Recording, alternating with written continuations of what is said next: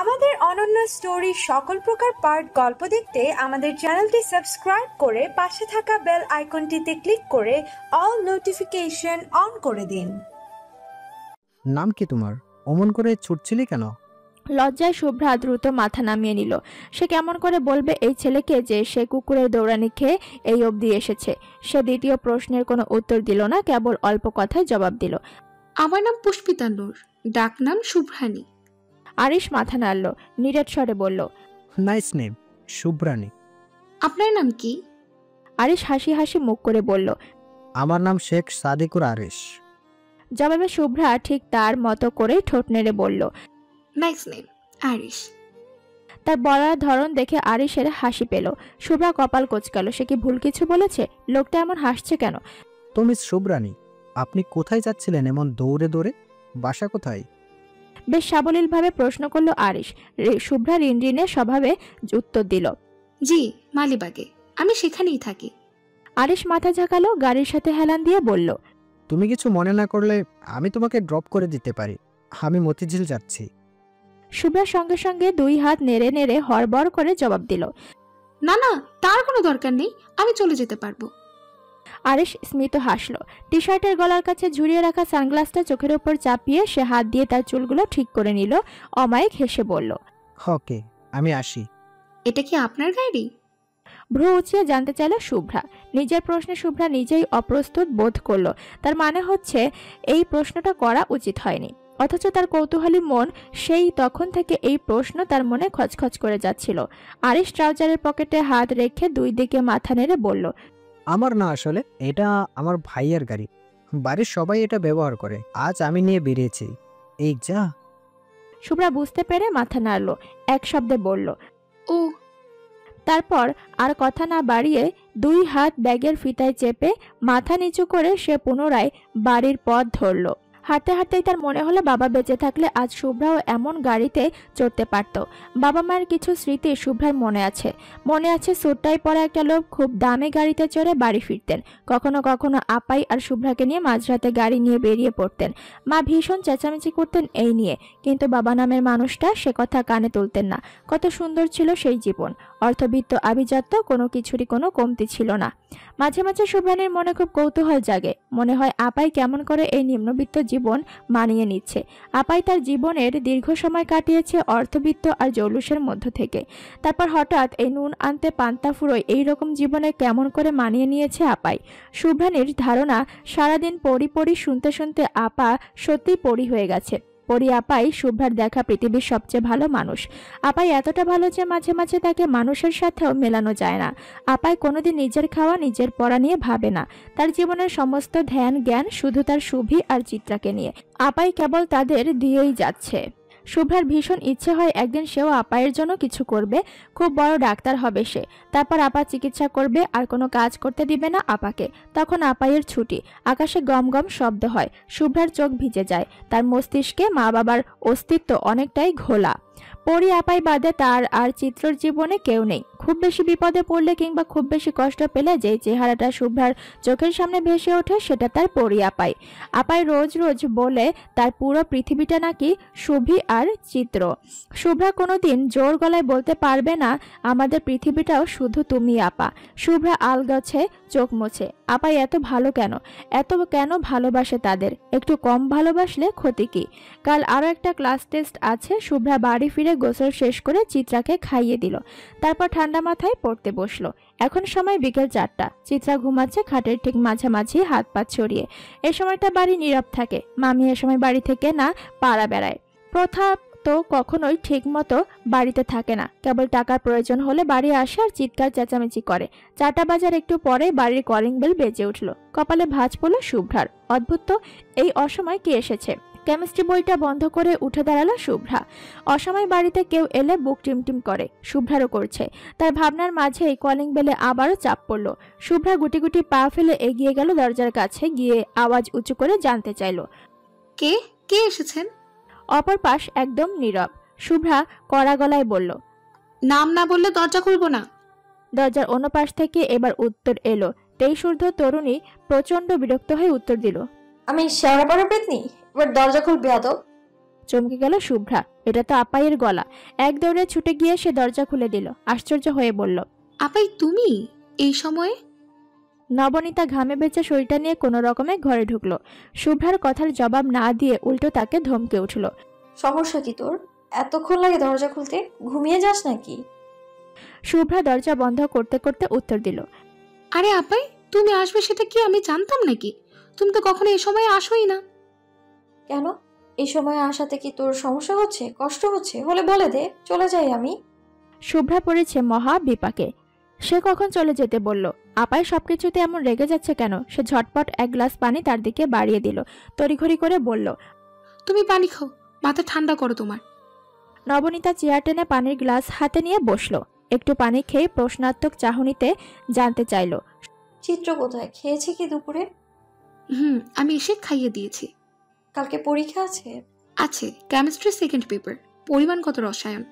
যা গিয়ে পড়তে বস। শুভ্রা গটগট করে হেঁটে চলল। আপার আজ মাথা গরম। কাছে থাকলেই কথা শুনতে হবে, এর চেয়ে দূরে দূরে থাকাই ভালো। নবনীতা কিছুক্ষণ চেয়ারে হেলান দিয়ে জিরিয়ে নিল। আজ লুবনাকে পড়াতে হয়নি। লুবনা মামা বাড়ি বেড়াতে গিয়েছে। লুবনা ছাড়াও নবনীতা আরও 2 জায়গায় টিউশন করে। সৌভাগ্যক্রমে আজ কোনোটাই করাতে হয়নি। কিছুক্ষণ বিশ্রাম নিয়ে নবনীতা হাতের প্যাকেটটা নিয়ে উঠে দাঁড়ালো। আসার সময় সে আধা লিটার দুধ কিনে এনেছে। সে মাঝে মাঝেই এমন হুটহাট কেনাকাটা করে। আধা লিটার দুধ খুব বেশি কিছু না, তবে নবনীতার কমজোর পকেটের কাছে সেই খরচাটাও নগণ্য না। সে রান্নাঘরে গিয়ে দুধটা ভালো মতো জাল করে নিল। তারপর একটা বড় কাপে প্রায় অর্ধেকের বেশি দুধ ঢেলে বাকিটা অন্য একটা ছোট কাপে ঢেলে নিল।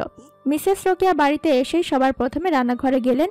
2 হাতে 2টো গ্লাস নিয়ে নবনীতা রান্নাঘর থেকে বের না হতে রোকেয়া তার মুখোমুখি এসে দাঁড়ালো। কাপের দিকে চোখ রেখে বললেন, এটা কি? কার জন্য এনেছো?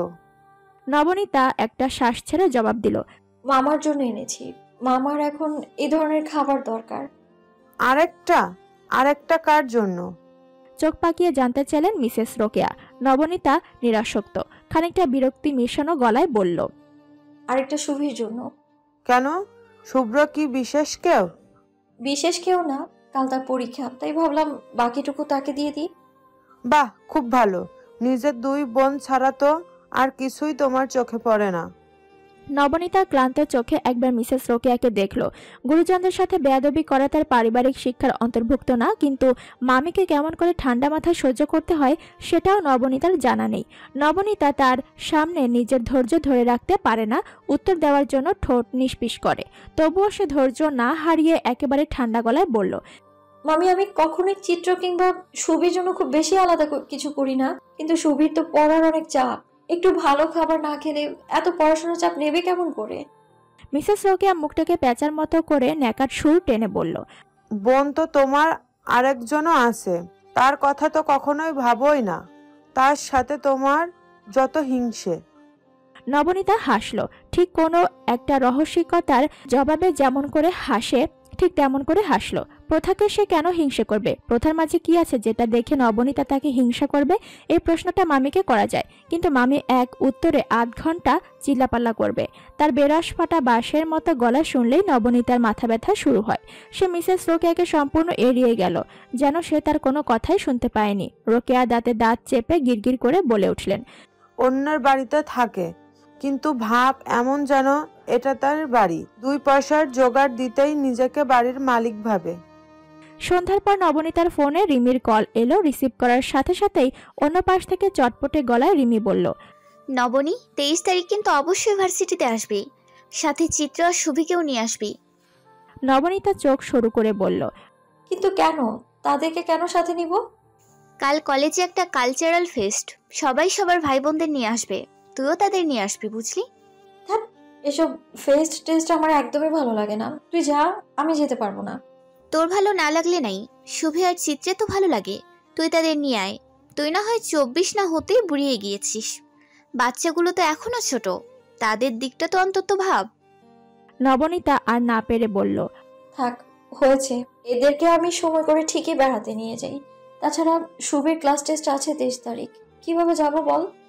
চিত্রকে নিয়ে আয়, শুভি তো কলেজের জন্য প্রায়ই বাইরে যায়, চিত্র তো সারাদিন এই 4 দেয়ালে বন্দি, চিত্রকে সাথে নিয়ে আয়। নবনীতা পরাজিত সৈনিকের ন্যায় মাথা নেড়ে বলল, আচ্ছা বাবা, হয়েছে, দেখছি আমি ব্যাপারটা, কিন্তু আগেই বলে দিচ্ছি আমি কিন্তু কোনো সিওরিটি দিতে পারবো না। না আসলে মন খারাপ করিস না কিন্তু আবার। রিমি বোধহয় প্রস্তাবে রাজি হয়েছে। এরপর আর সে কোনো জোরাজুরি করলো না। নবনীতা ফোন রেখে চিত্রার কাছে গিয়ে চিত্রার চুলের ঝুঁটিতে আলতো করে টান দিয়ে বলল, এই চিত্র, তুই কি আপাইয়ের সাথে বাইরে যেতে চাস? প্রশ্ন শুনতেই চিত্রার চোখ দুটো খুশিতে ছলাৎ করে উঠল। সে জোরে জোরে মাথা নেড়ে জানালো সে যেতে চায়। নবনীতা চোখ পাকিয়ে আঙুল তুলে কড়া গলায় বলল, নিয়ে যেতে পারি, তবে আমার শর্ত আছে একটা। চিত্রা গাল ফুলিয়ে মুখটাকে দুঃখী দুঃখী করে বলল, আবার কি শর্ত আপাই? শর্ত হচ্ছে তুমি আপাইয়ের হাত ছাড়বে না, এদিক সেদিক কোথাও যাবে না, চুপটি করে ভালো মেয়ের মতো বসে থাকবে। রাজি তো? চিত্রা দ্রুত উপর নিচ মাথা নাড়ল, বুড়ো আঙুল তুলে পাকামো করে বলল, ওকে, রাজি পড়ি, আমি রাজি। নবনী তার গালে ছোট করে চিমটি কেটে বলল, খুব পাকা হয়েছিস না, পরি পরি করে ডাকছিস যেন তোর ছোট আমি। ভাই একেবারে অর্থনৈতিক নিউজ। ওই ফাহাদ সেদিন রাস্তায় গাড়ি থামিয়ে নবনীতা মেয়েটার সাথে কি যেন কথা বলেছে। রনি থামলো, চোখ তুলে দেখলো আরহাম তীক্ষ্ণ চোখে তার দিকেই তাকিয়ে আছে। সে থামতেই আরহাম চোখ সরু করে বলল, কিন্তু কেন, কেস কে, কিছু জানিস? না ভাই, তবে এটাই প্রথম না। শুনেছি ওই নবনীতা নাকি এর আগেও ফাহাদের অফিসে গিয়েছিল একবার। আরহাম উত্তর দেওয়ার আগেই পেছন থেকে কেউ একজন অশালীন ইঙ্গিত করে বলল, বাপরে, একেবারে অফিস পর্যন্ত ঢুকে গেছে। ঠিক মতো খবর নিলে জানা যাবে। শোয়ার ঘরেও যাতায়াত আছে। আরহাম ভেবেছিল সবুজ ভাইয়ের অপছন্দের মানুষটিকে নিয়ে নিছক মজার ছলে একটা কুৎসিত বাক্য বলে দিলেই হয়তো ভাই সহ পুরো রুমের মানুষ হাসিতে ফেটে পড়বে। কিন্তু আশ্চর্যের বিষয় তেমন কিছুই হলো না। ঘর ভর্তি ছেলে ঘাড় ঘুরিয়ে এমনভাবে তাকালো যেন সে খুব বড়সড় অন্যায় করেছে। তোফায়েল চোখ গরম করে বলল, বাজে বকবি না সবুজ। ঠিক আছে, নবনীতার সাথে ভাইয়ের বিভিন্ন ঝামেলা হয়েছে, আমাদের কারোই তাকে পছন্দ না, কিন্তু তার মানে এই না যে আমরা তার চরিত্র নিয়ে যা তা বলবো। মেয়েটি সাহসী, অন্যান্য মেয়েদের চেয়ে আলাদা, তাই বলে তাকে চরিত্রহীন বলবি? আমার কিন্তু তাকে সেরকম লাগেনি একবারও। দেখা গেল তোফায়েলের কথার সাথে মোটামুটি সবাই একমত। অদ্ভুত বিষয়, মেয়েটিকে তাদের কারোর পছন্দ না, তবুও তার নামে কুৎসিত কথা শুনতে তারা নারাজ। আরহাম সুচালো চোখে এক নজর তার ছেলেপেলেদের দেখে নিল, তারপর আস্তে আস্তে মাথা নেড়ে বলল, তা অবশ্য ঠিক বলেছিস তোফায়েল, আমারও তাকে তেমন মেয়ে মনে হয়নি। তবে ফাহাদ কেন তার সাথে দেখা করলো কেসটা ঠিক বুঝতে পারছি না। একটা A4 সাইজের কাগজ, কতই বা মূল্যবান হতে পারে সেই কাগজটা, কিন্তু আরহামের কাছে এই কাগজটার মূল্য কোটি টাকার চেয়েও বেশি। অবশেষে 101টা ঝামেলার শেষে আরহাম তার দল থেকে আসন্ন নির্বাচনের প্রার্থী হিসেবে মনোনয়ন পেয়েছে। মনোনয়নপত্র হাতে পাওয়ার পর সে কয়েক মিনিট কোনো প্রতিক্রিয়া পর্যন্ত প্রকাশ করতে পারছিল না। মনোনয়ন পাওয়া নির্বাচনের একটা অংশ মাত্র, এরপরে শুরু হয় মূল লড়াই। তবে বাংলাদেশের ক্ষেত্রে এই নিয়মে কিছু ব্যতিক্রম আছে। এখানে সরকার দল থেকে যেই প্রার্থী মনোনয়ন পায় তার অর্ধেক নির্বাচন সেখানেই জেতা হয়ে যায়। আরহাম সরকার দল থেকে মনোনয়ন পেয়েছে। সবকিছু ঠিকঠাক থাকলে মোটামুটি নিশ্চিতভাবেই বলা যায় আসন্ন নির্বাচনে এই আসন থেকে শেখ শাহরিয়ার আরহামই বিজয়ী হবে। নমিনেশন লেটারটা হাতে পাওয়া মাত্রই আরহাম খুশিতে চেঁচিয়ে ওঠে, ইয়েস ইয়েস ইয়েস। তারপর দীর্ঘ সময় সে সেটাকে হাতে নিয়ে বসে রইল। চারদিক থেকে কতজনের কত রকম ফোন কল আসছিল, সে কোনোটাই রিসিভ করলো না। প্রশাসনিক কার্যালয়ের সামনে তার ছেলেরা ভিড় জমিয়েছিল। মনোনয়নের বিষয়টি নিশ্চিত হতেই তারা এক প্রকার আনন্দ উল্লাসে মেতে উঠল। লম্বা সময় স্লোগান চলল। সচিবালয়ের সামনে অগণিত মানুষ আর গাড়ির ভিড়ে চারদিক কেমন গিজগিজ করছিল। আরহাম কয়েকবার হাত তুলে তাদের শান্ত করার চেষ্টা করছিল, অথচ মনে হচ্ছে এরা যেন গলা ছেড়ে চিৎকার করে। সেই চিৎকার যেন ফাহাদ আর তার দলের লোকদের কানের পর্দা ফেটে যায়। ফাহাদ আর তার লোকজন দাঁড়িয়েছিল প্রশাসনিক ভবনের উত্তর দিকে, আরহামের লোকজনের চেয়ে বেশ কিছুটা দূরে। তাদের উল্লাস উচ্ছ্বাস সবকিছুই ফাহাদের কান পর্যন্ত আসছিল। ফাহাদ দাঁতে দাঁত চেপে সবটা সহ্য করে নিল। এত চেষ্টা, এত কৌশল অবলম্বন করার পরেও মনোনয়ন পেয়েছে ওই আরহাম, অথচ দলের জন্য ফাহাদ কি না করেছে। আরহামেরও বহু আগে সে রাজনীতিতে জড়িয়েছে। রাজনীতির চক্করে তাকে জেলের ভাতও খেতে হয়েছে। দলের জন্য তার অবদান কি ওই 2 দিনের ছেলে শাহরিয়ার আরহামের থেকে বেশি না? আরহামের যোগ্যতা কি? তার বাবা খুব বড় রাজনীতিবিদ ছিলেন, মানুষ তাকে খুব পছন্দ করত। এই ঠুনকো কারণে আরহাম নমিনেশন পেয়ে গেল। বাবা ভালো রাজনীতিবিদ, এর মানে কি ছেলেও ভালো রাজনীতিবিদ হবে? ফাহাদ কি তার প্রতিদান পেল? সে তো কেবল দলের জন্য করেই গেল। ফাহাদ শীতল চক্ষু মেলে সবটা দেখলো, এই উচ্ছ্বাস, এই আনন্দ, সবকিছু শরীরের ভেতরটা পুরো ছারখার হয়ে যাচ্ছে। আরহামের সাথে তার চোখাচোখি হতেই আরহাম কুটিল হাসলো, হাত তুলে সালাম দিল, তার চোখে মুখে রাজ্য জয়ের হাসি। ফাহাদ চোখ সরিয়ে নিল। ওই ছেলেকে দেখলেই তার মাথায় খুন চেপে যায়, অস্থির লাগে, নিজেকে কলুর বলদ বলে মনে হয়। ফাহাদ আর এক মুহূর্তও দাঁড়ালো না। পার্কিং এরিয়াতে তার গাড়ি রাখা ছিল, সে দ্রুত গাড়িতে উঠে সেখান থেকে কেটে পড়ল। তার গন্তব্য তার বাসভবন। সে চলে যেতেই আরহামের দলের ছেলেরা সমস্বরে চেঁচিয়ে উঠল। তোফায়েল দাঁত কেলিয়ে বলল, শালা লজ্জায় পালাইছে। আরহাম সানগ্লাসটা একবার খুলে পুনরায় সেটা চোখের ওপর চাপিয়ে সামনে হাঁটতে হাঁটতে বলল, অনেক হয়েছে, এবার চল, হাতে তেমন সময় নেই, কাজে লেগে পড়তে হবে।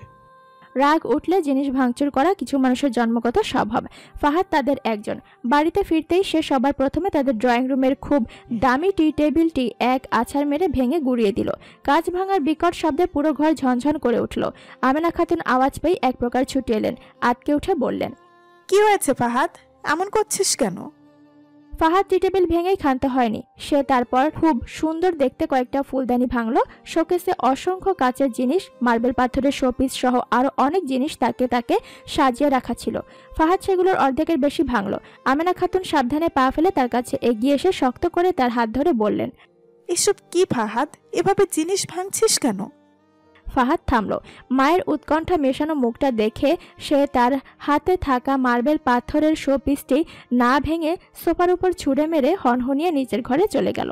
তাসলিমা ভাঙচুরের আওয়াজ পেয়ে এলোমেলো পা ফেলে ড্রয়িং রুমের দরজা পর্যন্ত এসেছিলেন। ফাহাদের এসব ভাঙচুর নতুন না, তবে আজ থেকে বেশ ক্ষিপ্ত দেখাচ্ছে।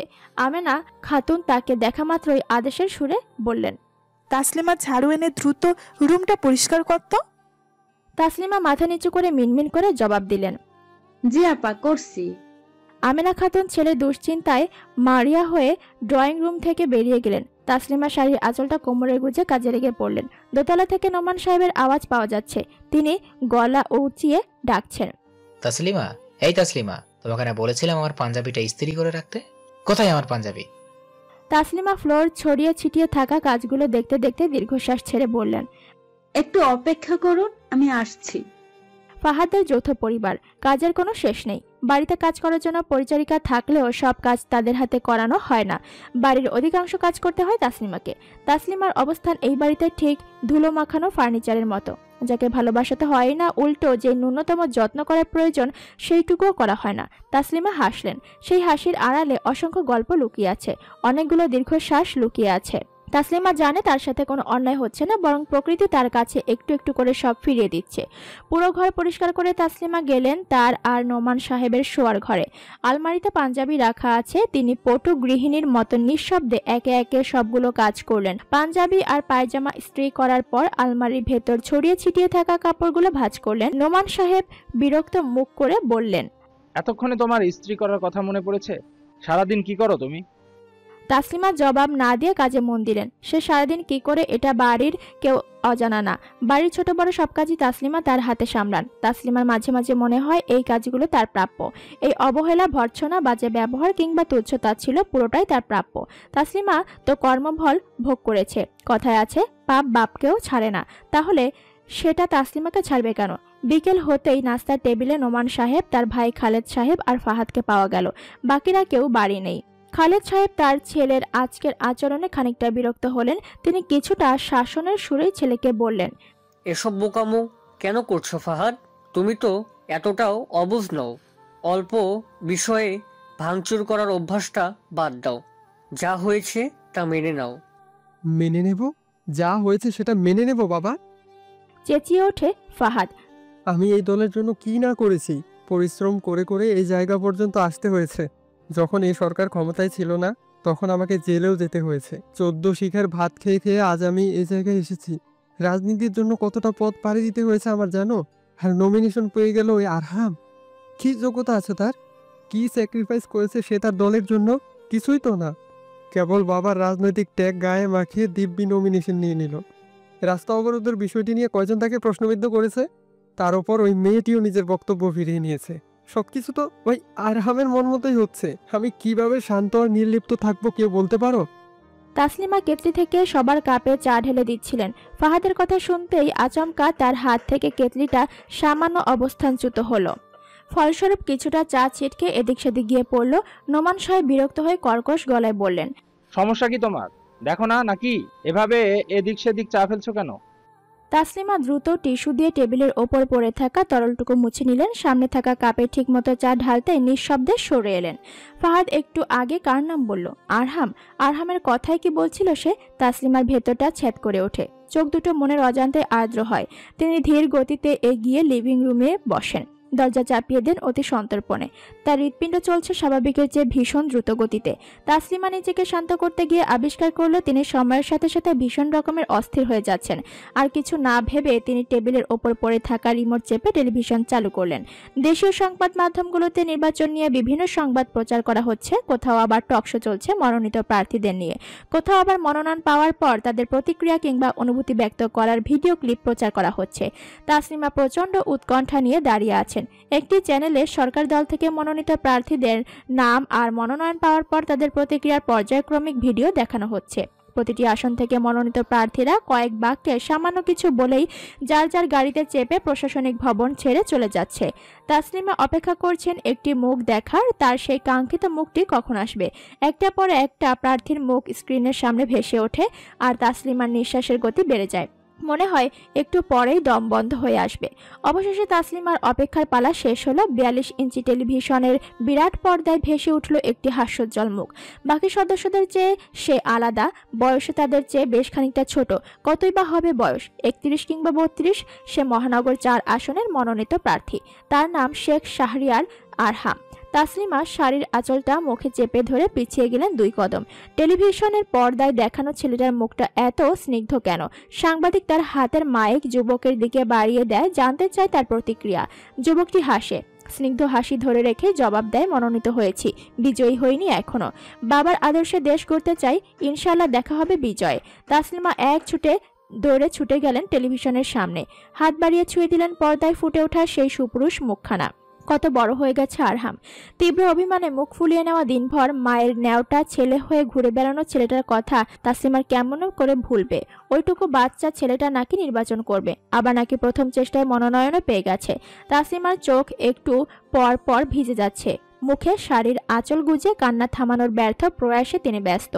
এই যুবকটিকে তিনি একেবারের জন্য ছুঁয়ে দেখতে চান, জড়িয়ে ধরতে চান শক্ত করে। যুবকটি কি তার সেই আর্তনাদ বুঝতে পারবে? শুনবে কি তাসলিমার বিভৎস জীবনের গল্প?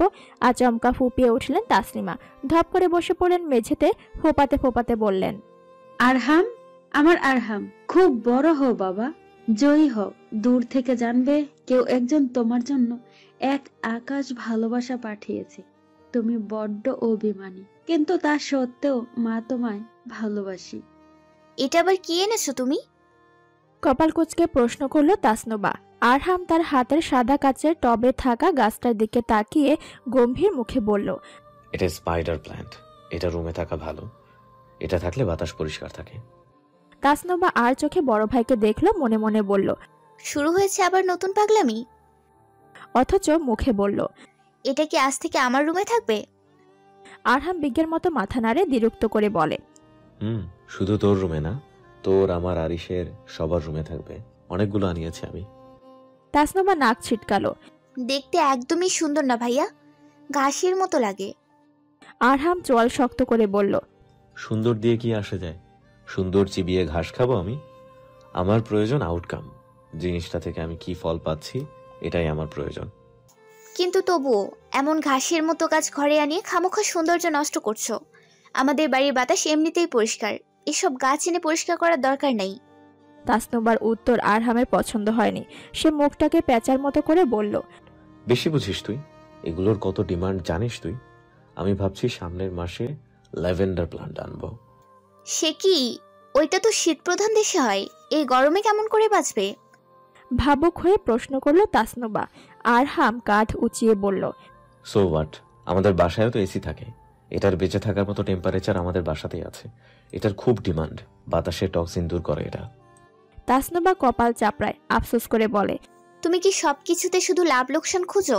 সবকিছু কি লাভ লোকসান দিয়ে বিচার করা হয় ভাইয়া? মাঝে মাঝে তো ভালোবাসার চোখে সৌন্দর্যও ম্যাটার করে, তাই না? আরহাম তার কথা শুনতে নাক সিটকাল। ড্যাম কেয়ার ভাব নিয়ে বলল, ওসব সৌন্দর্য টৌন্দর্য আমি গুনি না। ভালোবাসা আবার কি? একটা জিনিস থেকে হয় আমি ভালো কিছু পাবো, নয়তো খারাপ কিছু। আমি সেই জিনিসগুলোই চুজ করব যেগুলো আমাকে ভালো কিছু দিতে পারবে। মানুষের ক্ষেত্রেও তাই। যাদের কাছ থেকে আমার কিছু পাওয়ার আছে আমি তাদের সাথে মিলেমিশে চলি, নয়তো অপ্রয়োজনে মানুষের কাছাকাছি অন্তত আরহাম যায় না। সর্বনাশ, বিয়ের ক্ষেত্রেও এই টেকনিক ফলো করবে নাকি? দরজা দিয়ে ঢুকতে ঢুকতে প্রশ্ন করলো আরিশ। আরহাম তেরছা চোখে আরিশকে দেখে আরিশ ঘরে ঢুকে এক লাফে বিছানার মাঝে মাঝে গিয়ে বসেছে। আরহাম চুল ঠিক করতে করতে বলল, অবশ্যই বিয়ের ক্ষেত্রেও নিজের লাভ দেখিয়েই বিয়ে করব। আমার কথা মতো উঠবস করবে এমন মেয়ে আমার চাই। তাসনুবা কৌতূহলী হয়ে জানতে চায়, তুমি কি সত্যি সত্যি 5 পাস মে বিয়ে করবে নাকি? আরহাম মাথা ঝাঁকায় গর্ব করে বলে, 5 পাস মেয়ে যদি আমার কথা মতো চলতে পারে তবে তাই করব। আমি আগেই বলেছি, অত পড়াশোনা জানা মেয়ে আমি বিয়ে করব না। আরিশ আশ্চর্য হয়ে শুধায়, তার মানে তুমি সত্যি সত্যি এমন কাউকে বিয়ে করবে যে কেবল দিন রাত তোমার হুকুম মেনে চলবে? একদম তাই। আমি যা বলবো তাই শুনবে, আমার কথার উপর কোনো কথা বলবে না, আমার আদেশ ছাড়া কোনো কাজ করবে না। আর মোস্ট ইম্পর্টেন্টলি, একবার বিয়ে হয়ে যাওয়ার পর এই বাড়ির গণ্ডি পেরিয়ে কোথাও যাবে না। এই বাড়িতেই থাকবে, তাসের যত্ন করবে, রান্না করবে, সংসার সামলাবে, স্বামীর সেবা করবে, বাচ্চা পেলে পেলে বড় করবে। That's it. তাসনুবা অবাক হয়ে বলল, কিন্তু এটা কেমন কথা? একটা মেয়ে সারাদিন ঘরে থাকবে? তারও তো কিছু প্রয়োজন থাকতে পারে। কেন, সমস্যা কি? তুই থাকিস না সারাদিন বাড়িতে? তাসনুবা বিরক্তিসূচক মুখ শব্দ করে বলল, সেটা তো আর শখ করে থাকি না, হাঁটতে পারি না বলে সারাদিন ঘরে থাকি। ওই মেয়ে কেন খামোখা সারাদিন ঘরে থাকবে? তারও তো কিছু স্বপ্ন থাকতে পারে, চাকরি বাকরি থাকতে পারে। কি চাকরি থাকবে মানে? খ্যাক করে চেঁচিয়ে উঠল আরহাম, দুহাত নেড়ে কড়া গলায় বলল, অসম্ভব। এসব চাকরিজীবী স্বপ্নওয়ালী মেয়েকে আমি বিয়েই করব না। পাগল নাকি আমি? বাড়ি থেকে আরেকটা তাসলিম আনবো নাকি অমন মেয়ে বিয়ে করে? আরিশ কোনো প্রত্যুত্তর করল না। এই নাম শুনলে সে কেমন যেন গম্ভীর আর শান্ত হয়ে যায়। আরহাম ভাইয়ের অত্যন্ত অপছন্দের এই নাম, অথচ এই নামের মানুষটার সাথে তাদের তিনজনের সম্পর্ক কত গভীর। তাসনুবা মন খারাপ করে বলল, এমন করে বলছো কেন ভাইয়া? সব মেয়ে কি খারাপ হয়? আরহাম কাঠখোট্টা স্বরে জবাব দেয়, এত প্রশ্ন করিস না তো তাস। ওই তাসলিমাকে দেখেও কি তোদের শিক্ষা হয় না? এসব মেয়েদের জীবনেও বাড়ির বাইরে কাজ করার স্বাধীনতা দেওয়া উচিত না। আমার বাবা মহামানব, স্ত্রীকে বাড়ির বাইরে কাজ করার স্বাধীনতা দিয়েছিলেন। সেই স্ত্রী 2 গালে জুতো মেরে আরেক লোকের সাথে ঘর পেতেছে, তাও আবার স্বামী আর 3 বাচ্চাকে ফেলে। চরিত্রহীনা একটা। তাসনুবা চোখ মুখ শক্ত করে বলল, এভাবে বলো না ভাই, প্লিজ। কেন কেন বলবো না? ওই তাসলিমাকে নিয়ে বলে তোদের এত লাগে কেন? দুশ্চরিত্রা আমাদের কি হয়? তুমি জানো না সে আমাদের কি হয়? থমথমে মুখে জানতে চাইল আরিশ।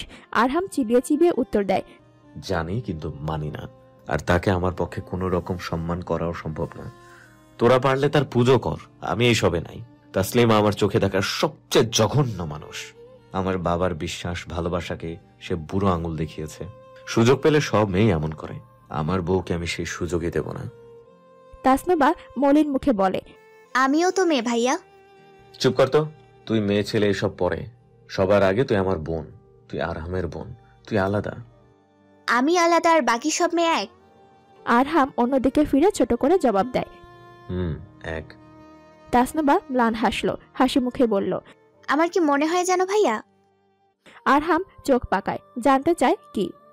আমার মনে হয় তুমি খুব ভালো বর হবে। এই যে তুমি মুখে বলছো তুমি তোমার বউকে কিছু করতে দেবে না, আসলে তার কিছুই হবে না। তুমি তোমার বউকে খুব খুব খুব ভালোবাসবে, বাবার চেয়েও বেশি। আর সে কি করবে?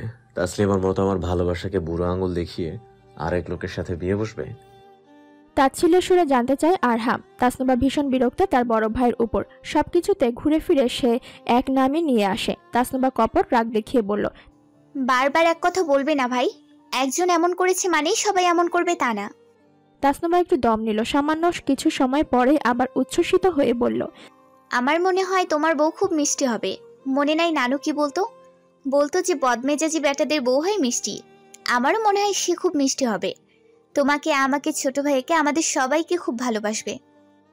আরহাম চোখ বাঁকিয়ে বলল, ইসরে, বউ তো নয় যেন ভালোবাসার টাঙ্কি। শোন তাস, এসব মেয়ে মানুষরা ভালোবাসা বোঝে না, তারা শুধু নিজেরটা বোঝে, নিজেকে নিয়ে ভাবে। ছেলেরা পরিবারের প্রতি যত্নশীল হয়, দায়িত্ববান হয়। আরিশ চট করে প্রশ্ন করে। মেয়েরা যত্নশীল হয় না? আরহাম হাসে, অবজ্ঞা করে বলে, অসম্ভব। মেয়েদের কখনো সংসারের দায়িত্ব কাঁধে তুলে নিতে দেখেছিস? মেয়েরা উপার্জন করলেও নিজের জন্য করে। ঘুরে ফিরে সবাই ওই তাসলিমার মতোই। ভাইয়া প্লিজ তুমি চুপ করো। সমস্যারে চেঁচিয়ে ওঠে দুই ভাই বোন। আরহাম সেসব গায়ে মাখে না।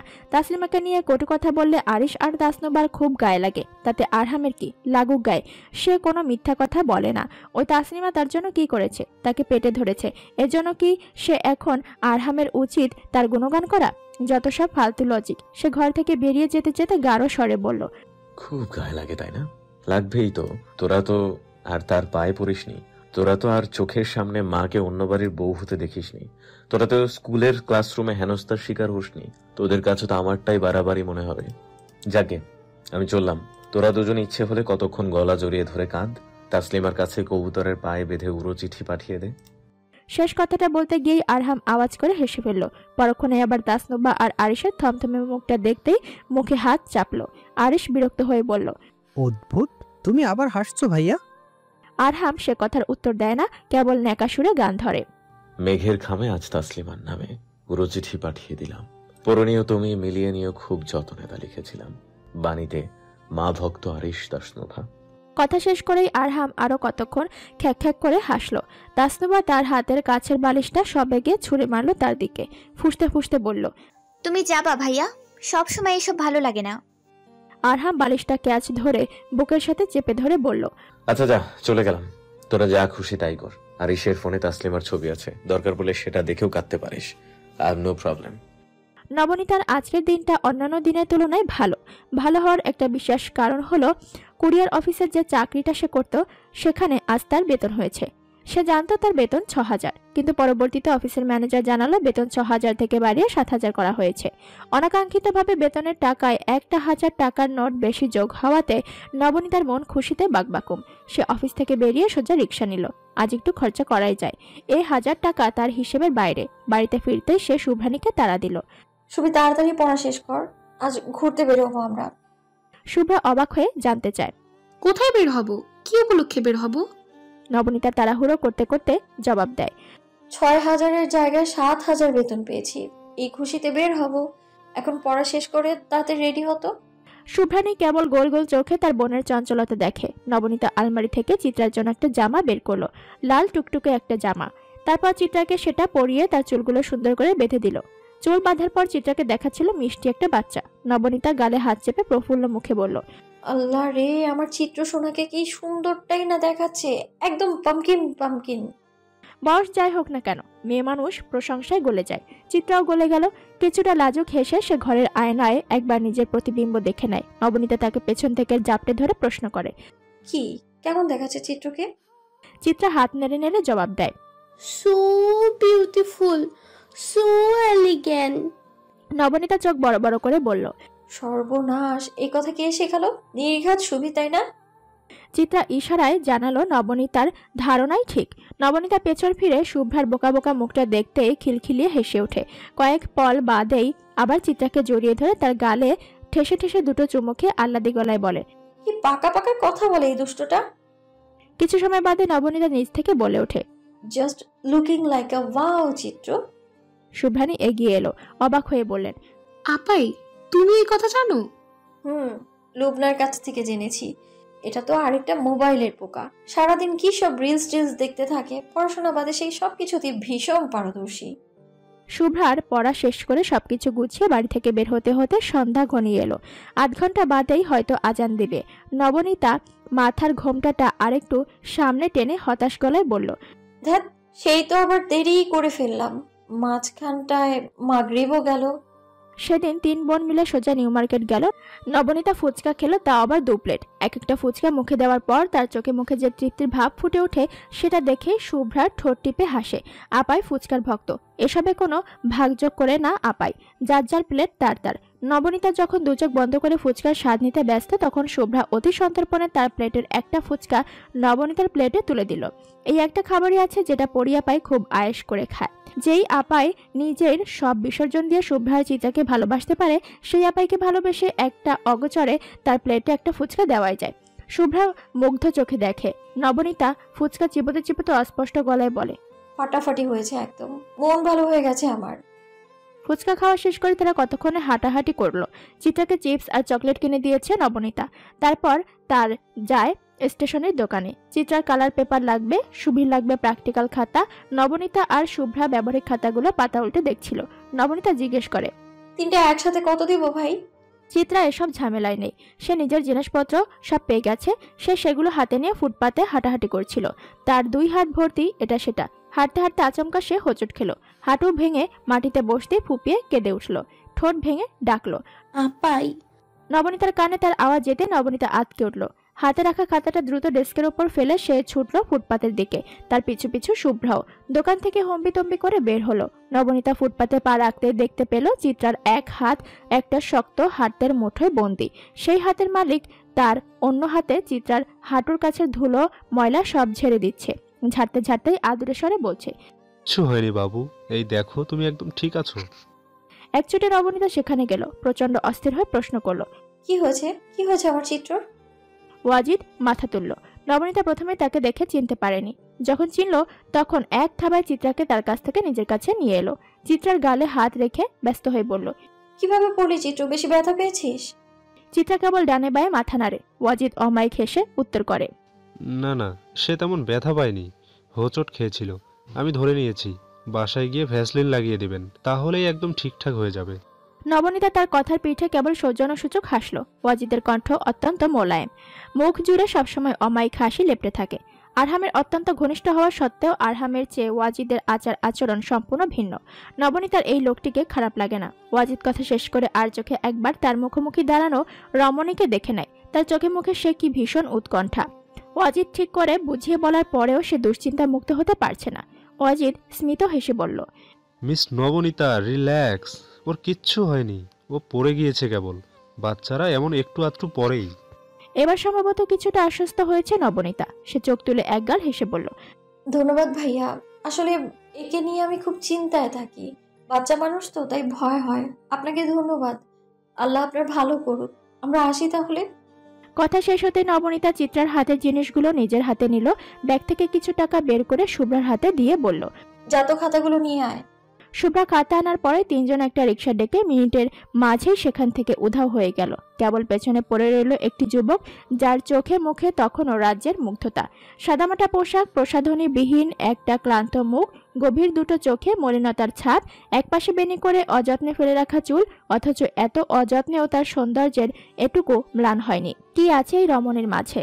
সেই প্রথম দিন থেকে ওয়াজিদের চোখজোড়া মুগ্ধ হয়ে কেবল সেই প্রশ্নের জবাবই খুঁজে যাচ্ছে। মেয়েটি অত্যন্ত সাধারণ, তবে ওয়াজিদের কেন তাকে এত বেশি অসাধারণ বলে মনে হয়?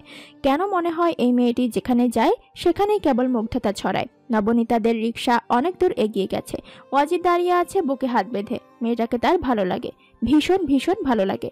আপাই, এই লাল শাড়িটা পরে দেখো না, ভীষণ মানাবে তোমায়, নতুন বউয়ের মতো দেখাবে একদম। শুভ্রানী আলমারি তাক থেকে গাঢ় লাল শাড়িটা বের করে নবনীতার দিকে বাড়িয়ে দিল। নবনীতার চোখ কপালে তুলে বলল, এটা কেমন করা রং, আমি কি বিয়ে বাড়িতে যাচ্ছি? শুভ্রানী বিরক্ত হয়ে আলমারি ঘেটে আরো একটা শাড়ি বের করলো। গাঢ় নীল রঙের শাড়ি, ধূসর পাড়, সেটা নেড়ে চেড়ে সে বলল, তাহলে এটা পরো, সুন্দর লাগবে তোমায়। নবনীতা চোখ রাঙিয়ে এক টানে তার হাত থেকে শাড়িটা নিয়ে ঈষৎ ধমকে উঠে বলল, আমাকে নিয়ে তোর ভাবতে হবে না, তুই যা পড়তে বস গিয়ে।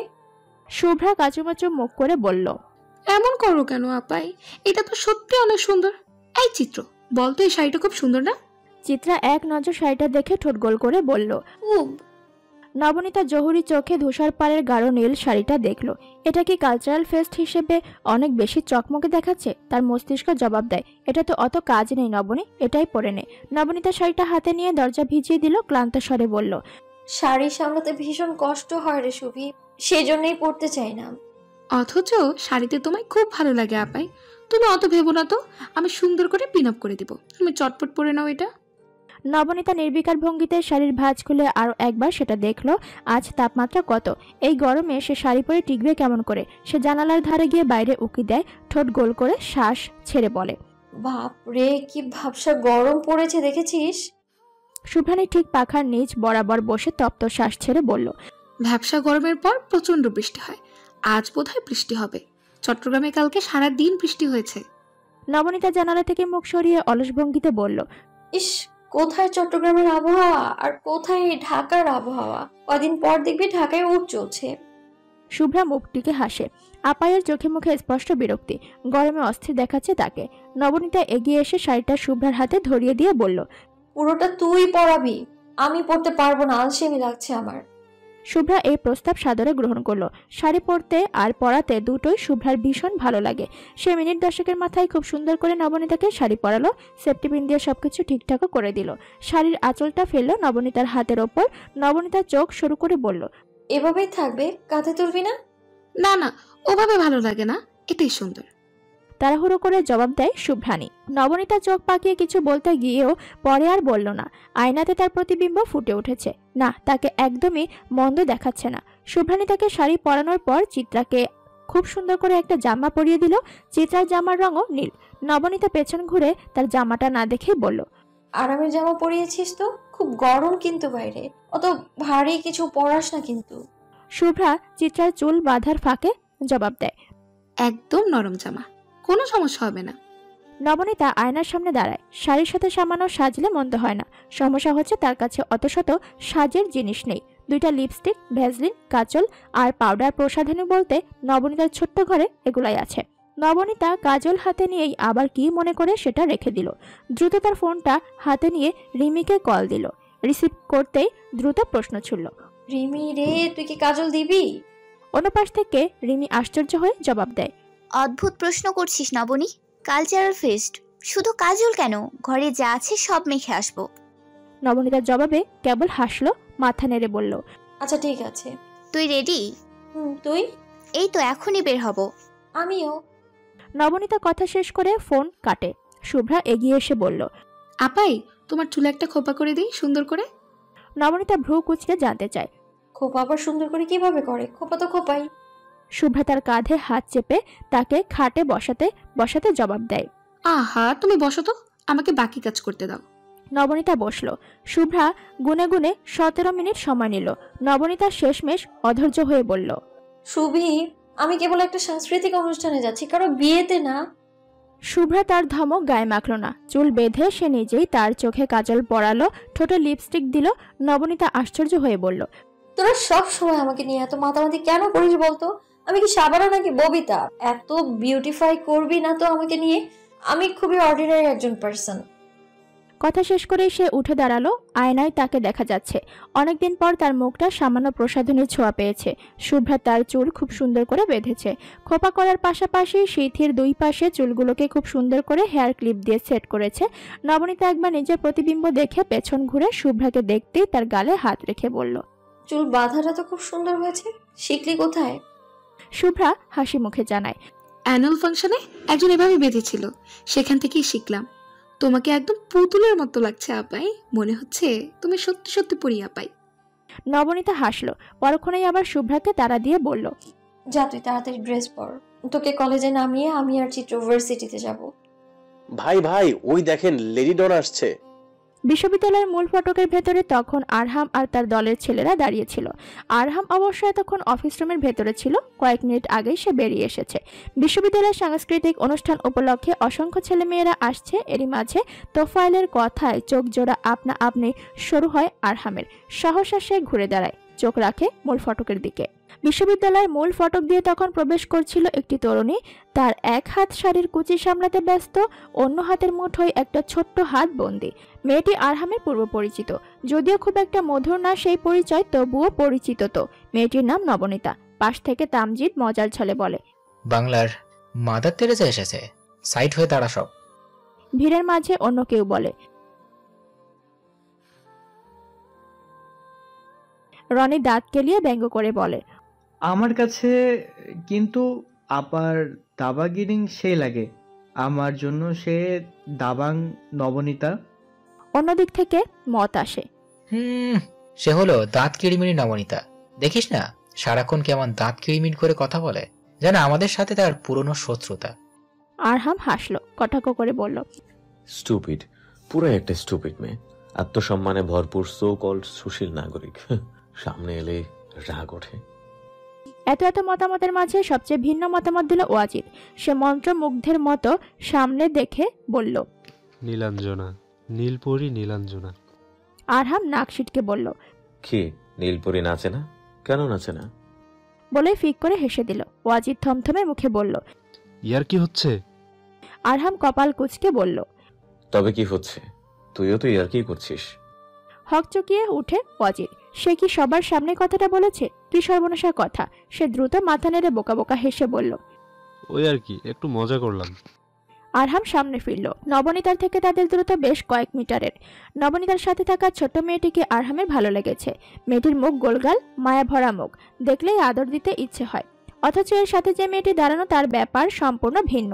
একে দেখলেই আরহামের মন চায় তার দুই গালে চটাস চটাস করে চড় দিতে। কি ভোগান্তিই না ভুগতে হয়েছে আরহামকে এই মেয়ের জন্য। নবনীতা চিত্রার হাত ধরে অন্য পাশে চলে গেল। আজ সে শাড়ি পরেছে, সচরাচর সে শাড়ি পরে না। তোফাইল সেদিকেই দেখলো। তবে যাই বলেন, মেয়েটা কিন্তু হেব্বি ভাই, একেবারে নায়িকা। কেবল মুখ খুললেই আসল রূপ বেরিয়ে আসে। আরহাম সে কথায় কর্ণপাত করে না। সে কেবল পাঞ্জাবির হাতা গোটাতে গোটাতে এপাশ ওপাশ দেখে গম্ভীর মুখে বলে, আমরা কিন্তু আজ একটা কাজে এসেছি এদিকে, আমাদের সেটাতে মনোযোগ দেওয়া উচিত। রিমি অপরাধীর মতো মুখ করে চোখ তুলে সামনে তাকায়। তার সামনে অগ্নিমূর্তি ধারণ করে দাঁড়িয়ে আছে নবনীতা। রিমি বসে আছে অডিটোরিয়ামের বেঞ্চে। তার পাশের সিটে বসে আরামে পা দোলাচ্ছে চিত্রা। নবনীতা এখনো বসেনি। অডিটোরিয়ামে প্রবেশ করা মাত্র তার মেজাজ বিগড়ে গেছে। অডিটোরিয়ামের স্টেজে বড় ব্যানারে লিখে রাখা হয়েছে ঢাকা বিশ্ববিদ্যালয় সাংস্কৃতিক অনুষ্ঠান ও আলোচনা সভা, আয়োজনে সাধারণ শিক্ষার্থীবৃন্দ, পৃষ্ঠপোষকতায় শেখ শাহরিয়ার আরহাম। নাম দেখে নবনীতা আকাশ থেকে পড়ল। এই কালচার ফেস্ট মূলত আরহামের নির্বাচনী প্রচারণার অংশ মাত্র। রিমি নিশ্চয়ই সবটা জানতো, তা সত্ত্বেও তাকে কিছুই খুলে বলেনি। নবনীতা কটমট করে বলল, এটা ঠিক না রিমি, তুই জেনে বুঝে আমাকে ওই আরহামের আয়োজন করা অনুষ্ঠানে নিয়ে এসেছিস। এমনটা তুই না করলেও পারতি। রিমি কাচুমাচু মুখে জবাব দেয়, আরহাম ভাই তো একা আয়োজন করেনি, আমরা স্টুডেন্টরা করতে চাচ্ছিলাম। ভাইয়া কেবল সেটার পরিধি বাড়িয়েছেন আর পারমিশন এনে দিয়েছেন, ব্যাস এইটুকু। ব্যাস এইটুকুই?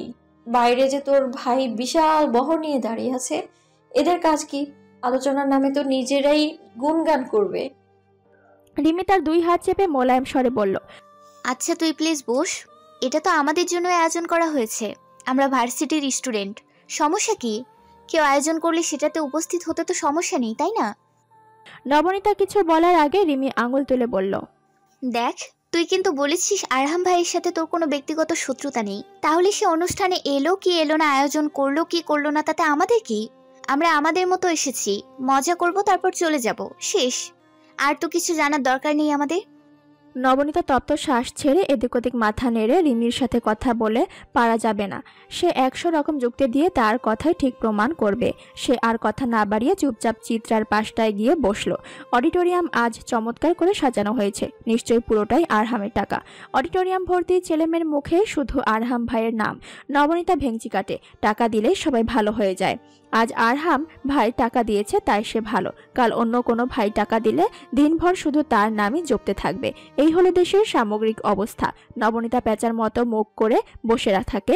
রিমি ঠোঁট টিপে হাসে, মিষ্টি সুরে বলল, চল না একটু হেঁটে আসি। নবনীতা তার এক কথাতে রাজি হলো। চিত্রার হাতটা শক্ত করে ধরে নির্বিকার হয়ে বলল, চল তাহলে। রিমি একটা ফুচকা মুখে দিয়েই দু চোখ বন্ধ করে তর্জনী আর বৃদ্ধাঙ্গুল এক করে আমোদে গলায় বলল, উফ, দারুণ হয়েছে, একদম মুচমুচে ফুচকা। নবনীতা অসহায় চোখে সেদিকে তাকায়। ইস, রিমি বেয়াদবটা কি সুন্দর ফুচকা খাচ্ছে। এভাবে চোখের সামনে কেউ ফুচকা খেলে নিজেকে নিয়ন্ত্রণ করা যায়? নবনীতার ইচ্ছে করছে এক ছুটে স্টলের সামনে গিয়ে গপ গপ কয়েকটা ফুচকা মুখে ঠুসতে, কিন্তু প্রবল আত্মসম্মান বোধ তাকে পেছন থেকে টেনে ধরেছে। এই স্টলের ব্যবস্থাও আরহাম নিজস্ব অর্থায়নে করেছে। নবনীতা তার টাকায় ফুচকা খাবে না, কিন্তু মন তো মানে না। একদিক থেকে সতর্কবাণী আসে, নবনীতা তুই ভুলেও ওই আরহামের টাকায় খাবি না। প্রখর আত্মসম্মান যেখানে নবনীতার হাত পা বেঁধে রাখে, সেখানে মনের গহীন থেকে বার্তা আসে, কয়েকটা ফুচকা খেয়েই নে নবনী, এত এত মানুষের ভিড়ে কেই বা তোকে দেখবে, তাছাড়া তোর রাগ আরহামের সাথে, ফুচকার সাথে তোর কিসের রাগ? খেয়ে নে নবনীতা, কেউ দেখবে না। নবনীতার শাড়ির আঁচলে মুখ মুছে। কি সুন্দর ফুচকা আর টকের ঘ্রাণ আসছে। নবনীতার ইন্দ্রিয় সমূহ টেনে টেনে সে ঘ্রাণ নিতে ব্যস্ত। অবাধ্য মন আকুপাকু করছে। কি হয় একটু খেলে? নবনীতা বড় বড় দুটো শ্বাস টানে। সব চিন্তা ভাবনা মান অভিমানকে বুড়ো আঙুল দেখিয়ে শাড়ির আঁচল সামনে এক ছুটে চিত্রাকে নিয়ে স্টলের সামনে যায়। ভীষণ চঞ্চল হয়ে বললে, মামা আমাকে একদম ঝাল ঝাল 1 প্লেট ফুচকা দিন তো, অনেক বেশি ঝাল দিবেন। রিমি আর চোখে তাকে দেখে আবার নিজের খাওয়ায় মন দেয়। সে নবনীকে চেনে। সে জানতো নবনীতা কিছুতেই এই লোভ সামলাতে পারবে না। নবনীতা ভয়ঙ্কর রকমের ফুচকা প্রেমী। তার পৃথিবী একদিকে আর ফুচকা অন্যদিকে। খাওয়ার ফাঁকে দুজনের একবার চোকাচোকি হতেই দুজনে শব্দ করে হেসে উঠল। নবনীতা শাড়ির আঁচল মুখে চেপে লাজুক মুখ করে বলল, ভাবলাম ফ্রি যখন আছে তখন একটু খেয়ে নি। সে সময় আরহাম আর তার ছেলেরা খোলা করিডোরে জড়ো হয়ে কথাবার্তা বলছিল। আরহামকে দেখতে বিশ্ববিদ্যালয়ে পড়ুয়া ছাত্রছাত্রীরা সালাম দিল। কেউ বা সামনে এসে হ্যান্ডশেক করলো, কোলাকুলি করলো। আরহাম পুরোটার সময় মেকি হেসে বজায় রাখে, সবার সাথে টুকটাক কথাবার্তা বলল। রোজ রোজ এত মানুষের সাথে মিষ্টি কথা বলতে বলতে সে বিরক্ত। গত কয়েকদিন যাবৎ টানা হাসতে হাসতে তার গাল ব্যথা হয়ে গেছে, কিন্তু কিছুই করার নেই। জয় হওয়ার আগ পর্যন্ত এই মেকি হাসি নিয়েই তাকে থাকতে হবে। হঠাৎই তার চোখ পড়ল করিডোর থেকে একটু দূরে ক্যাম্পাসের খোলা মাঠে, যেখানে খুব সুন্দর করে সাজিয়ে গুছিয়ে ফুচকার স্টল বসানো হয়েছে। এগিয়ে গেল আরহাম। চোখের সানগ্লাসটা খুলে তীক্ষ্ণ নজরে দেখার চেষ্টা করলো সামনের দৃশ্য। সামনে তাকাতেই তার চোখ জোড়া ক্ষণিকের জন্য স্থির হয়ে গেল। সে করিডোর থেকে বেরিয়ে মাঠে এসে দাঁড়ায়। আশ্চর্য চোখে সামনে দেখে। শুরু থেকে ভীষণ তেজি আর গম্ভীর স্বভাবের যে মেয়েটিকে সে চিনে আসছে, সেই মেয়েটিকে সে আজ আবিষ্কার করলো সম্পূর্ণ ভিন্ন রূপে। নীল শাড়ি গায়ে জড়ানো রমণীকে এই মুহূর্তে ভীষণ অন্যরকম দেখাচ্ছে। গভীর চোখ দুটো, সে কি চঞ্চলতা! ব্যস্ত কণ্ঠে সে স্টলে দাঁড়ানো মাঝবয়সী লোকটিকে বলছে, মামা এই ফুচকা একদমই ঝাল দেবেন না, বাচ্চা মানুষ এত ঝাল খেতে পারে না। বলা শেষ করেই সে তার প্লেট থেকে আরো একটা ফুচকা মুখে নিয়ে প্রসন্ন হাসল। সেই হাসি দেখে আরহামের নিজেরও হাসি পেল। জনদরদি, মারকাটারি আর প্রতিবাদী রমণীর এই কিশোরী রূপটা মন্দ না। তাকে কলেজ পড়ুয়া মেয়েদের মতোই দেখাচ্ছে। নবনীতার এই রূপের সাথে আরহাম পরিচিত না। আরহাম এগিয়ে গেল। তার পেছন পেছন তোফাইল আর তামজিদ হেঁটে আসে। তাদের দেখতেই আশেপাশের মানুষজন সরে দাঁড়ায়। আরহাম স্টলের সামনে গিয়ে কয়েকজনকে উদ্দেশ্য করে বলে, কেমন হয়েছে ফুচকা? মেয়েরা মিষ্টি করে হাসলো। কেউ আবার আহ্লাদি গলায় বলল, খুব ভালো হয়েছে ভাইয়া। নবনীতা তাকে দেখে বিষম খেলো। মুখের ফুচকাটা ঠিকমতো খেতেও পারছে না, কেবল থমথমে আর বিষণ্ণ মুখে সে সামনে দেখে। এত সুন্দর মন মেজাজ পুরোটাই বিক্ষিপ্ত হয়ে গেছে। আরহাম তাকে দেখেই একপাশে হাসলো। এগিয়ে এসে তার মুখোমুখি হয়ে জানতে চাইল, মিস নবনী, ফুচকা কেমন হয়েছে? নবনীতা অন্যদিকে ফিরে কাট কাট স্বরে জবাব দেয়, ভালো। আরহাম মুচকি হাসে। একবার নবনীতাকে আর একবার তার হাতে প্লেটটা দেখে। তারপর কি ভেবে তার প্লেট থেকে একটা ফুচকা তুলে মুখের কাছে নিতে নিতে বলল, দেখি তো নবনী আপা, ফুচকা কেমন হয়েছে? হকচকিয়ে ওঠে নবনীতা। অপ্রস্তুত হয়ে আশপাশ দেখে। সবাই চোখ গোল গোল করে তাদেরই দেখছে। সে চাপা স্বরে ধমকে ওঠে, এগুলো কেমন অসভ্যতা!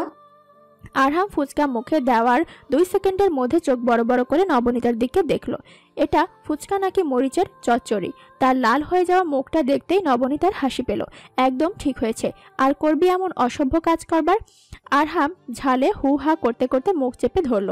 তার চোখে পানি এসে গেছে, কিন্তু এত মানুষের সামনে সে নিজের এই বেহাল দশা প্রকাশ করতে চায় না। সে শক্ত করে মুখ চেপে বহু কষ্টে ফুচকাটা গলৎকরণ করে।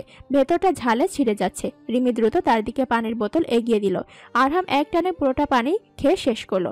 এখন একটু ভালো লাগছে। পানি শেষ হতেই সে নবনীতাকে দেখে চিবিয়ে চিবিয়ে বলল, এত ঝাল মানুষ খায়? এর জন্যই তো কথাবার্তার এই অবস্থা। সাংঘাতিক মেয়ে মানুষ। কথা শেষ হতেই আরহাম হনহনিয়া চলে গেল। নবনীতা বাঁকা চোখে একবার সেদিকে দেখে পরক্ষণেই আবার গা ছাড়া ভাব নিয়ে নিজের খাওয়ায় মন দিল। তার কি দোষ? ওই লোক নিজেই এসেছিলেন জব্দ হতে। রিমি এগিয়ে এসে উৎফুল্ল মুখে বলল, ইস, তোর কি ভাগ্য! এত এত মেয়ের মাঝে আরহাম ভাই শুধু তোর সাথে কথা বলেছেন, আবার তোর প্লেট থেকে ফুচকাও খেয়েছেন। ইস, এমন ভাগ্য যদি আমার হতো! কি একটা ফাটাফাটি সিন, একেবারে দেখার মতো। আমার সাথে এমন কিছু ঘটে না কেন? ভাগ্য না ছাই, ভেঙচি কেটে জবাব দেয় নবনীতা। এসেছিল আমার সাথে পায়ে পা দিয়ে ঝগড়া করতে, এখন ঝালের চোটে কোনো কথা ছাড়াই কেটে পড়েছে। যত সব নেতা ফেতার দল। নবনীতা যা ভেবেছিল একদম তাই হয়েছে। সাংস্কৃতিক অনুষ্ঠানের নামে দীর্ঘ সময় কেবল নির্বাচনী প্রচারণা চলল। আরহাম সহ আরো অনেক নবীন নেতারা ভাষণ দিল। আসন্ন নির্বাচনকে ঘিরে চলল দীর্ঘ আলোচনা। নবনীতা পাথরের মতো বসে বসে সবটা দেখল। মানুষ নিজের প্রশংসা নিজে কিভাবে করে এটা রাজনৈতিক নেতাদের না দেখলে বোঝা যায় না। এরা একটানা অনর্গল নিজের ঢোল নিজেই পেটায়। মানুষ এদের কি প্রশংসা করবে? নিজেরাই তো নিজেদের প্রশংসা করে কুল পায় না। সাথে আবার এদের কিছু ছেলেপেলা আছে যারা পুরো ঘটনা না শুনেই সহমত সহমত ভাই বলে চেঁচায়।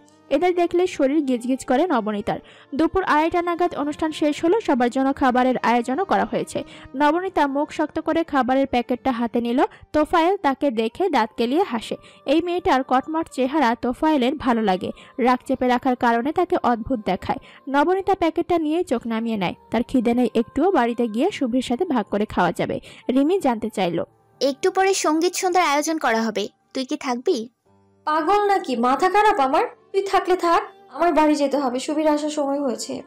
রিমি তার পার্স ব্যাগটা হাতে নিয়ে ব্যস্ত গলায় বলল, দেখ আমারও বাড়ি ফিরতে হবে, চল তাহলে বেরিয়ে যাই আমরা। ক্যাম্পাস থেকে বেরিয়ে যাওয়ার আগে নবনীতাদের ব্যাচমেট মোহনা তাদের সামনে এসে ঠান্ডা গলায় বলল, নবনী একটু দাঁড়াতো, ইসমাইল স্যার রিসেন্ট প্রজেক্ট নিয়ে কি যেন কথা বলবেন, তুই একটু অফিসে আয় তো। কথা শেষ করে সে দ্রুত অফিস রুমের দিকে পা বাড়ায়। নবনীতা ক্লান্ত শ্বাস ছেড়ে চিত্রার হাতটা রিমির হাতে ধরিয়ে দিয়ে দীর্ঘশ্বাস ছেড়ে বলে, দেখি চিত্রাকে একটু ধরতো, আমি গিয়ে দেখে আসি আবার কি সমস্যা হয়েছে। রিমি চিত্রার হাত ধরে মিষ্টি হেসে বলল, চলো তো চিত্র, আমরা একটু হাঁটাহাঁটি করি। নবনীতা আঁচল সামলায় ক্রুদ্ধ পায়ে এগিয়ে যায় অফিস রুমের দিকে। ঘড়িতে 2:48। শুভি নিশ্চয়ই বাড়ি এসে গেছে। কি খাবে মেয়েটা? মামি তো ঠিকমতো রান্নাও করে না ইদানিং। অফিস রুমে যেতেই নবনীতা দেখলো সে বাদে প্রজেক্টের সাথে যুক্ত সবাইকে এখানে ডাকা হয়েছে। তেমন গুরুত্বপূর্ণ কিছু না, টুকটাক আলোচনার জন্য সবাইকে ডাকা হয়েছে। নবনীতা একপাশে দাঁড়িয়ে নির্বিকার ভঙ্গিতে ইসমাইল স্যারের কথা শুনছিল। আচমকা বিকট শব্দে পুরো অফিস রুম কেঁপে উঠল। ধরফরিয়ে উঠল নবনীতা। একই শব্দের পুনরাবৃত্তি হলো পরপর কয়েকবার। আশেপাশের সবাই একজন অন্যজনের মুখ দেখাদেখি করছিল। ঘটনা কি সেটা কেউ ঠাউর করতে পারছে না। নবনীতা আতঙ্কিত নয়নে এদিক সেদিক তাকায়। এই শব্দ সে চেনে। এই শব্দে তার খুব ভয়। কিছু সময় যেতেই বাইরে থেকে মানুষজনের ছুটোছুটিয়া চিৎকার শব্দে তার শরীর হিম হয়ে এলো। শির দ্বারা দিয়ে বয়ে গেল শীতল ধারা। কেউ একজন ছুটতে ছুটতে অফিস রুমে এসে জোরে জোরে শ্বাস ফেলে বলল, কেউ রুম থেকে বের হবে না, বাইরে ভীষণ গোলাগুলি হচ্ছে। বিরোধী দলের রাকিবের লোকজন বাইরে খুব ঝামেলা করেছে, সবাই ভিতরে থাকুন। কথা শেষ করে সে আর এক মুহূর্ত অপেক্ষা না করে অন্য রুমের দিকে ছুটল। খবরটা সবার নিকট পৌঁছে দেওয়া জরুরি। কক্ষে উপস্থিত সবার মুখ আতঙ্কে ছেয়ে গেল। নবনীতার শরীর ক্রমশ শীতল হয়ে যাচ্ছে। গোলাগুলি হচ্ছে মানে? কি বলছে এসব? বাইরেতেও চিত্রা আছে, রিমি আছে। চিত্রার কথা ভাবতে আটকে উঠল সে। বড় বড় করে শ্বাস টানে, আত্মচিৎকার করে বলে, আমার চিত্র, আমার চিত্র। সে প্রাণপণ ছুটে যায় দরজার দিকে। মোহনা তার হাত ধরে চমকে উঠে বলে, কি করছিস নবনী? বাইরের পরিস্থিতি খারাপ, এখন বাইরে যাস নে। নবনীতা এক ঝটকায় তার হাত ছাড়িয়ে নেয়। উন্মাদের মতো ছুটে যায় বাড়ির দিকে। ফুপিয়ে উঠে বলে, আমার চিত্র বাইরে, আর এদিকে কেমন করে থাকবো? অফিস রুম থেকে বেরিয়ে সামনে দেখতেই নবনীতা স্তব্ধ হয়ে গেল। চারদিক কেমন বিবর্ণ বিধ্বস্ত অবস্থা। একটু আগেই যে উৎসব উৎসব আমেজ ছিল চারদিকে, তার পুরোটাই মাটি হয়ে গেছে। কি বিবর্ণ দেখাচ্ছে সবকিছু। চারদিকে শুধু হাহাকার আর হাহাকার। নবনীতা ছুটে এলো ঠিক সেই জায়গায় যেখানে সে রিমি আর চিত্রাকে রেখে এসেছিল। অথচ সেই জায়গায় এখন একদম ফাঁকা। ব্যাগে রাখা মুঠো ফোনটা কর্কশ শব্দে বাজছে। নবনীতা দ্রুত সেটা বের করলো। রিমির কল। রিসিভ করে নবনীতা প্রচন্ড উৎকণ্ঠা মেশানো গলায় বলল, রিমি তুই কোথায়? আমার চিত্র কোথায়? ফোনের ওপাশে সাউন্ড গ্রেনেড ছোড়ার শব্দে অন্য শব্দ ঠিকঠাক শোনা যাচ্ছিল না। রিমির গলায় আওয়াজ চওড়া করে জানালো চিত্রা তার সাথে আছে। গোলাগুলি শুরু হতেই রিমি একটা সিএনজি ঠিক করে চিত্রাকে নিয়ে সেখান থেকে চলে এসেছে। কিছুটা নিশ্চিন্ত হয় নবনীতা। হাত ছেড়ে বলে, একটু দেখে রাখিস রিমি, আমি এখানে ঝামেলাটা শেষ হতেই তোর বাসায় এসে চিত্রকে নিয়ে যাব। অত্যধিক শব্দে সব কথা শোনা যায় না। নবনীতা ফোন রাখার আগে বিকট শব্দে গুলি চালানোর শব্দে বিশ্ববিদ্যালয়ের প্রশাসনিক ভবন কেঁপে ওঠে। কেঁপে ওঠে নবনীতা নিজেও। আওয়াজ হওয়ার সাথে সাথে মৃদু আর্তনাদে মাটিতে লুটিয়ে পড়ে একটি বলিষ্ঠ দেহ। আশ্চর্য হয়ে পেছনে ফেরে নবনীতা। পেছন ফিরতে চোখ কপালে উঠল তার। তার থেকে সামান্য কিছুটা দূরে আরহাম। তার এক হাত দিয়ে অঝরে রক্ত ঝরছে, সে হাতে গুলি খেয়েছে। বাহুর কাছটায় রক্ত মেখে বিভৎস দেখাচ্ছে তাকে। নবনীতা পেছন ফিরতে দুজনের চোখাচোখি হলো। হতবাক হয় নবনীতা। আরহাম একা কেন এদিকে? তার লোকজন কোথায়? সে কেন এই পরিস্থিতিতে বাইরে বেরিয়েছে? ভাবনার মাঝেই আরো একবার অস্ফুট আর্তনাদ করে সে। নবনীতার বুকে ধক করে ওঠে, মস্তিষ্কে হানা দেয় সে পুরনো স্মৃতি। একটা ক্লান্ত শরীর মাটিতে লুটিয়ে গড়াগড়ি খাচ্ছে, দুটো ঘোলাটে চোখ, সেই চোখে শত শত চাপা কষ্ট। দ্রুত চোখ বন্ধ করে নবনীতা। এই দৃশ্য সে আর মনে করতে চায় না, সে সহ্য করতে পারে না এই দৃশ্য। সময় গড়ায় কিছুটা ধাতস্থ হয় নবনীতা, শরীরের শক্তি আর সাহস সঞ্চার করে। চোখ মেলে সামনে তাকায়। না, সে ভয় পাবে না, রক্ত দেখে সে পালাবে না, সেই লোকটিকে বাঁচাবে। তার সামনে থাকা এই লোকটি যেমনই হোক, নবনীতা তাকে নোংরা রাজনীতির খপ্পরে পড়ে মরে যেতে দেবে না। কিছু হবে না তার, নবনীতা কিছু হতেই দেবে না। শাড়ির আঁচলটা কোমরে গুজে সে জোরে জোরে নিঃশ্বাস নেয়। তারপর এক দৌড়ে ছুটে যায় আরহামের দিকে। মাটিতে হাঁটু কেড়ে বসে আঁকড়ে ধরে তার গুলিবিদ্ধ সুঠাম দেহ। বিস্মিত হয় আরহাম, অবাক হয়ে পাশে দেখে নবনীতা তার এক হাত দিয়ে শক্ত করে আরহামের বাহু চেপে ধরে। রক্তে তার হাত ভিজে যাচ্ছে। দাঁত দিয়ে ঠোঁট কামড়ে ধরে সে। নিজেকে বোঝায়, রক্ত দেখে ভয় পাবি না নবনী, সাহস কর, দেখিয়ে দে তুই ভীতু না। সে শক্ত করে হাত চেপেই এক প্রকার ব্যাকুল হয়ে বলল, চোখ বন্ধ করবেন না আরহাম, প্লিজ চোখ খোলা রাখুন, চোখ বন্ধ করবেন না প্লিজ। আরহাম দেখে, দেখতেই থাকে। টের পায় এতগুলো দিনে এই প্রথম মেয়েটা তার এত কাছাকাছি এসেছে। মেয়েটা কি কোনো জিন পরি? নয়তো এমন গোলাগুলির মাঝে সে কেমন করে আরহামের দিকে ছুটে এলো? সেটা পাশ কাটিয়ে চলেও যেতে পারত, অথচ সে ছুটে এলো যেন আরহাম তার খুব কাছের কেউ। আরহাম এক হাত মাটিতে আঁকড়ে ধরে, নিভু নিভু চোখে তাকে শক্ত করে ধরে রাখা মেয়েটিকে দেখে। খুঁটিয়ে খুঁটিয়ে তার মুখটা পর্যবেক্ষণ করে। একটা ক্লান্ত মুখ যেখানে দীর্ঘদিনের অবহেলা জমা হয়েছে, কাজল দেওয়া দুটো গভীর চোখ যেখানে শতাব্দীর মলিনতা এসে ভিড় করেছে। মেয়েটা কি জানে এই ছুটোছুটিতে তার সুন্দর করে বেঁধে রাখা খোপা খুলে তার ঘন কালো কেশ উন্মুক্ত হয়ে তার পিঠ ছাপিয়ে গেছে? হয়তো জানে না। আরহাম দেখে, কেবলই দেখতে থাকে। আচমকা মেয়েটিকে তাকে ধমকে ওঠে, কড়া গলায় বলে, চোখ বন্ধ করতে মানা করেছি না, চোখ কেন বন্ধ করছেন? আরহাম টেনে টেনে চোখ খোলার চেষ্টা করে, কিন্তু শরীর সে কথায় সায় দেয় না। সে তার অর্ধেক শরীরের ভার নবনীতার ওপর ছেড়ে তার মাথাটা আলতো করে নবনীতার কাঁধে রাখে। তেরা গলায় বলে, পারবো না চোখ খোলা রাখতে, শরীর ব্যথায় ছিঁড়ে যাচ্ছে। তুমি কি করে বুঝবে আমার অবস্থা? আরহাম তার শক্তপোক্ত শরীরের ভার নবনীতার উপর ছেড়ে দিয়েই দু চোখ বুজে নিল। তার ইন্দ্রিয় সমূহ অবশ হয়ে যাচ্ছে। নবনীতা পাশ ফিরে একবার তাকে দেখলো, কম্পমান হাতটা কোনো রকমে তার গালে ছোঁয়ালো। কাঁপা কাঁপা কণ্ঠে বলল,